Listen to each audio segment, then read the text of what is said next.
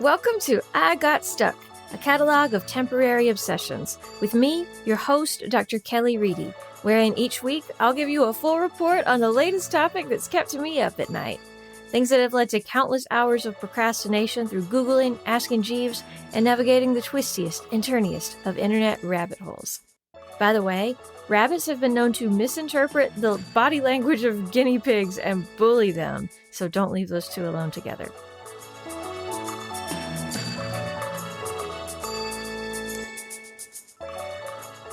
Today, the day I'm recording this, is October 2nd. So I'm starting to ease into creepier topics that'll probably get creepier and or more Halloween-y as we get closer to the end of the month.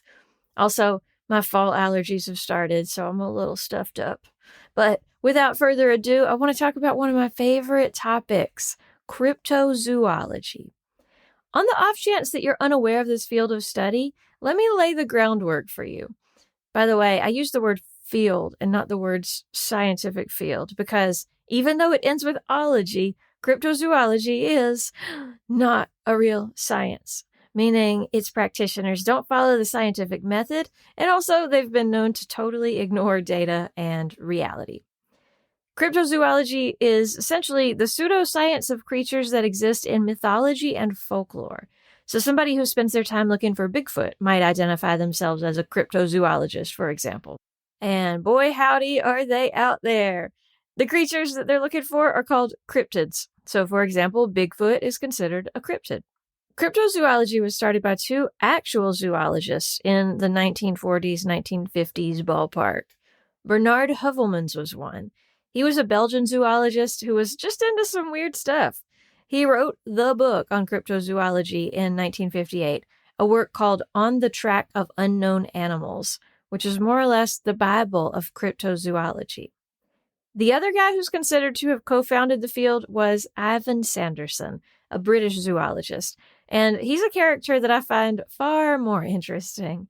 He first got interested in the subject when, as a young man, he was attacked by the granddaddy of all bats and claimed that it was a cryptid, which is a term that he made up. You're going to learn a lot more about what Mr. Sanderson was interested in over the rest of our time together today, but let me give you a little teaser by way of a sampling of titles of books that he wrote. Living Treasure, Caribbean Treasure, Animal Treasure, Things, More Things, Things, and More Things. And okay, yeah, that last one is a reprint that combines things and more things. Things that Sanderson was really into include abominable snowmen, more accurately known as Yeti. In fact, he wrote a book about them. Yeti are cryptids from Himalayan folklore that live in Nepal and neighboring areas. The word Yeti derives from the Tibetan word for wild man. Another translation is man-bear. They've been part of Himalayan folklore since ancient times. According to IFL Science, the Yeti is usually presented as a danger and a warning against wandering too far from the safety of the community. And the idea of the Yeti is so old that Alexander the Great tried to see one in 326 BCE.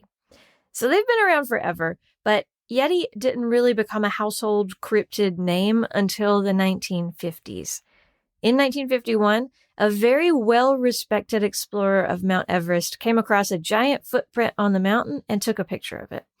The footprint was 13 inches long from toe to heel. And shortly after that, the London Daily Mail did a whole spread on the Yeti, which basically introduced it to the world. And instead of using the proper word Yeti, they decided they'd call it the abominable snowman. And that was because of a really icky mistranslation of the origin of the word Yeti by a British journalist. Of course. The Daily Mail also sponsored a Yeti hunt, which, yeah, is just as bad and problematic as it sounds. And surprise, the hunting team came back empty-handed. Anyway, because of all this, people had a big-time case of Yeti fever. So much so that in 1959, the U.S. and Nepalese governments worked together to make some rules about Yeti hunting. There exists an actual document with the 3 rules of Yeti hunting in Nepal that you can go look at online if you've got Yeti fever. It was sent to the U.S. from the American Embassy in Kathmandu, basically saying, hey, if Americans want to come here and hunt Yeti, These are the rules. The 3 rules were as follows, and here have been paraphrased by me. Rule 1. You have to pay a fee to be allowed to hunt Yeti, which is around $400 in today's USDs. Rule 2. Don't kill a Yeti unless you have to, and any evidence, including a Yeti itself, is the property of the Nepalese government. Rule 3. Don't leak the news to the press if you find one. But like they say, rules were made to be broken, and who better to break the rules than one of the best-looking people of all time? What happened was, and now we go way back in time, to an unknown year when a Buddhist monk in Nepal went into a cave to meditate, and there was a Yeti in there. He went back to the same cave years later, and the Yeti was dead. So the monk took the hand and the scalp of the Yeti and brought them back to his monastery. In the 1950s, an oil man named Tom Slick, that was his real name, Tom Slick wanted to see that for himself. So he went to this monastery and asked if he could borrow the hand so he could study it. The monks there said absolutely not, so one of Tom Slick's toadies stole it. Here's the weird plot twist. After it was stolen, it was then smuggled from Asia to the United States by none other than Jimmy Stewart and his wife Gloria in 1959. In 2011, DNA tests were done on that very hand. Scientists expected to find out that it was a human hand, and scientists did find out that it was a human hand. In 2017, DNA analysis was done on 9 samples of supposed Yeti genetic material, and 8 of the 9 turned out to be from bears. So what about the 9th? It was a dog! So no successful Yeti hunts have happened thus far. But I want to get back to Ivan Sanderson, who, to remind you, was one of the founders of Cryptozoology. The weird one, we'll call him. And the man who was interested in things. More things that Ivan Sanderson was interested in were giant penguins. More specifically, the giant penguin hoax of 1948. It happened in Clearwater, Florida, which is on the Gulf Coast near Tampa. And here's what happened. There was a notoriously silly man in Florida named Al Williams, and Al was known for his pranks. One day, Al saw a picture of fossils of dinosaur footprints in National Geographic magazine and decided that it would be hilarious to make big shoes that left behind footprints like that. So he and his employee/friend, a guy named Tony Signorini, designed footprint shoes and cast them in iron. They worked at an auto repair shop, and they were able to make the shoes there. So they made the cast iron footprint maker parts, and they attached those to high-top sneakers. Then they were ready. Tony and Al got in a rowboat with the shoes and went out into the Gulf. Then they pulled up on a nearby beach. Tony put on the shoes and walked out of the water wearing them so that it would look like the creature had come out of the Gulf. He did a thing where he would swing his leg back and forth to get a lot of momentum going for a big jump between each footprint. With this strategy, he was able to get a distance of about 5 feet between each footprint. This worked really well because each shoe weighed about 30 pounds. And also, they were big in area. Each one was 14 inches long and 11 inches wide. On the maiden voyage with the footprint shoes, Tony walked about 2 miles round trip before getting back in the rowboat. That is some outstanding commitment to the bit, considering that the shoes were 30 pounds each. And they did this on other nearby beaches too.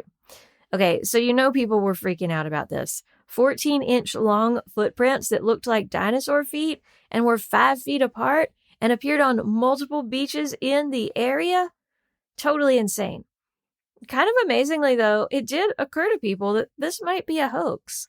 But according to the Tampa Bay Times, that idea was just too far-fetched that somebody would go to all that trouble just for a joke. They decided that it was much more likely that the footprints were not made by a human, but instead they were made by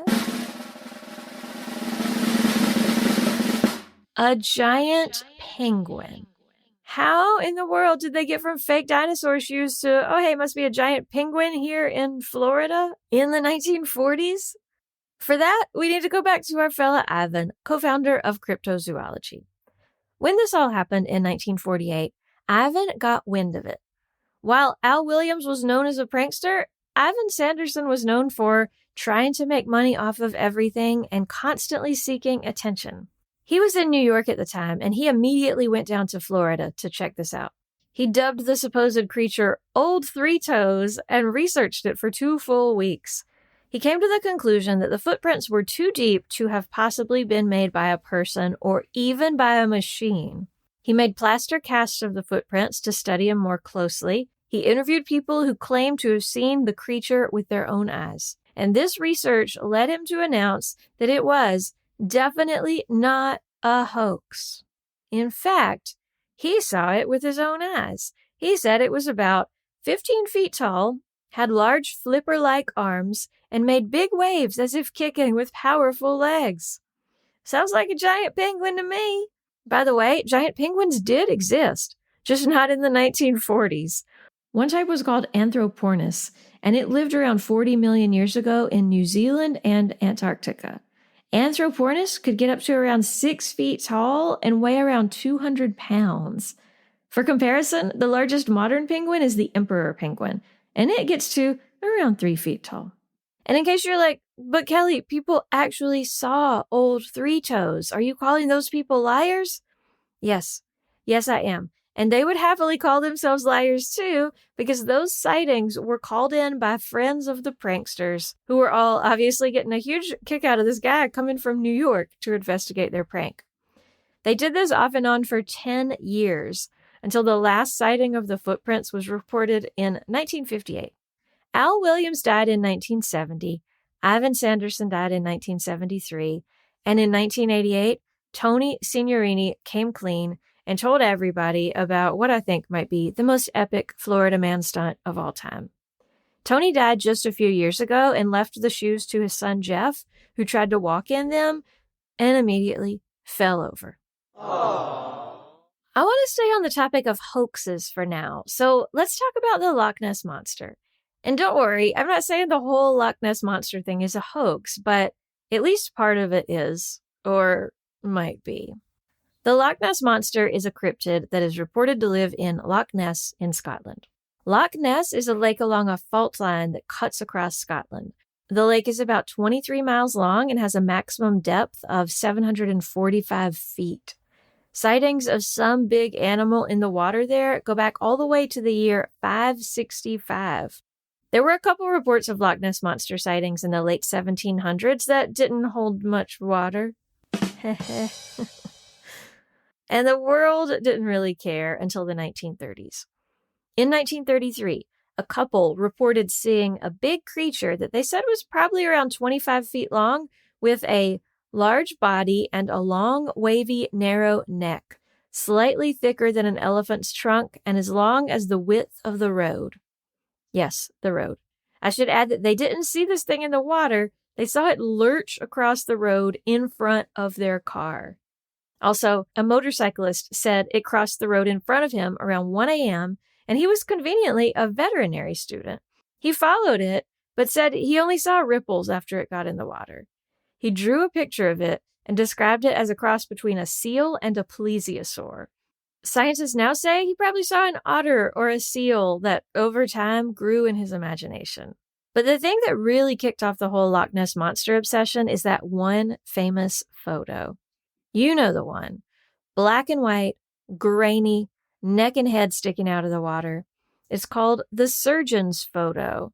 And not only did it start the obsession, but it's also likely to be the reason that the legend of Nessie lives on. And the existence of this photo, I'm pleased to say, is because of our old friend, the Daily Mail. In 1933, the Daily Mail hired a man named Marmaduke Wetherell to find the Loch Ness Monster. He was a big game hunter with what sounds like a pretty big ego. So he got to Loch Ness, did some hunting, and failed. But how could he go back to the Daily Mail empty-handed? He couldn't. Well, luckily, what fortune! All of a sudden, he miraculously found footprints.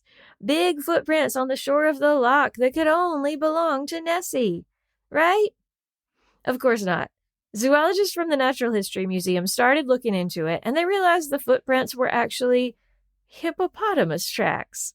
Hippopotamuses do not live in Scotland, last time I checked. But wait, remember that Marmaduke Weatherell was a big game hunter.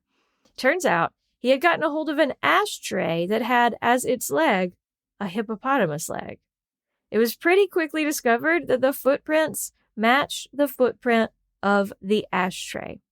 Okay, so what about that classic photo? It was sent to the Daily Mail in 1934, so right after the ashtray footprint incident, by a surgeon named Robert Wilson.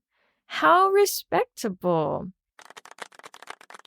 But then, in 1994, the stepson of Marmaduke Weatherell made a terrible deathbed confession. He confessed that the photo was a hoax.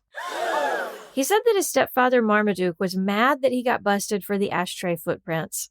Marmaduke then asked his stepson to create a fake Loch Ness Monster. He used a toy submarine as the underwater part. He made a model of a neck and head and attached that to the submarine with a stick, and then they took photos of it. They wanted to send their best photo to the Daily Mail, but then they had the brilliant idea that it would have more credibility if it didn't come from the guy they had just busted for the fake footprints, but instead came from a local, well-respected surgeon. The surgeon agreed to do it, but he didn't want his name attached, hence the common name, the surgeon's photo. All a hoax. Maybe. There are now claims by cryptozoologists that the guy who claimed it was a hoax was doing a meta-hoax because his family never found the Loch Ness Monster and he was mad about it.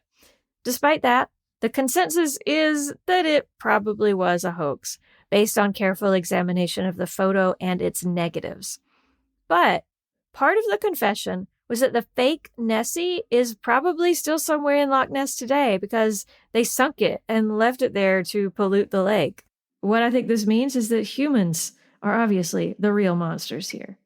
In 2018, some researchers did a DNA analysis of the entire lake, and they didn't find DNA of any large fish. People were specifically interested in the idea that maybe the Loch Ness Monster was somehow a giant sturgeon. And they also didn't find seal or otter DNA, because it had been suggested that Nessie was a seal or an otter. But what they did find is a ton of eel DNA. The principal investigator of this DNA study said he couldn't rule out eels of extreme size, but none have ever been seen or caught. There are a ton of theories about what the Loch Ness Monster actually is, or was, or will be, including other local animals, trees in the water, or optical refraction. There's one theory specifically for the surgeon's photo that I really love. And this comes from two scientists from California in 1979, 15 years before the deathbed confession that it was a hoax. These scientists realized that in the 1930s, a lot of traveling circuses existed and would have passed through Scotland. Those circuses traveled with elephants who needed to take baths. Those elephants would have taken a bath in whatever lake was nearby. And one of those scientists went so far as to paint a painting of the elephant to show how it could have possibly matched the photo. But wait, in 2020, there was big news reported on the Nessie front. A tour boat skipper in Loch Ness detected a big thing underwater with his boat sonar. And guess who was all over reporting that? The Daily Mail, of course. Still after the Loch Ness Monster, after all these years. But about that sonar, nobody knows exactly what it was, even now. Maybe it was the Loch Ness Monster, maybe it was a sunken model of the Loch Ness Monster, or maybe it was a giant eel. But also, just last month, some evidence arose suggesting that there are actually two Loch Ness Monsters, and that they're sisters. I'll let you look into that on your own time. You can read all about it in the Washington Post. I'm just kidding. Go check the Daily Mail. And for the record, I know you didn't ask, but I am, of course, rooting for the giant eel theory here. One last thing. Maybe you thought I was done talking about Ivan Sanderson, but I'm never really done talking about Ivan Sanderson. A super common thing that happens in cryptozoology is that weird blobs wash up on beaches, and these blobs don't seem to match any known animal. And when they're found, cryptozoologists go wild. Some notable examples are the Tasmanian blob, the Bermuda blob, the St. Augustine monster, the Stronsay beast, and Trunco. In 1962, our guy Ivan Sanderson decided to make up a word for these things. He decided to call them as a group globsters. Blobs that people think are monsters because they don't know what they are right away. That's my unofficial definition of globster. To me, all this goes back to the idea that if we don't have the full story on something, our minds will rush to fill in the blanks and make up a story. And obviously, we do this in our personal lives every day. Like, oh, so-and-so didn't text me back, and here's what that means, when we actually have no idea what that means. Same with these globsters. We don't recognize them, so we come up with our own explanation. Or at least cryptozoologists do. But spoiler alert, you know what most of these globsters have in common? They're usually just dead sharks or dead whales. And this is where I'll leave you. The next time you're bothered about some unknown blob in your life, metaphorically speaking, think of how silly it can be to try to fill in the blanks. Sometimes fun, yes, but rarely accurate. Some things are just better left mysterious. In the words, or the almost words, of David Foster Wallace, consider the Globster. This theme song was written and recorded by Clark Blomquist.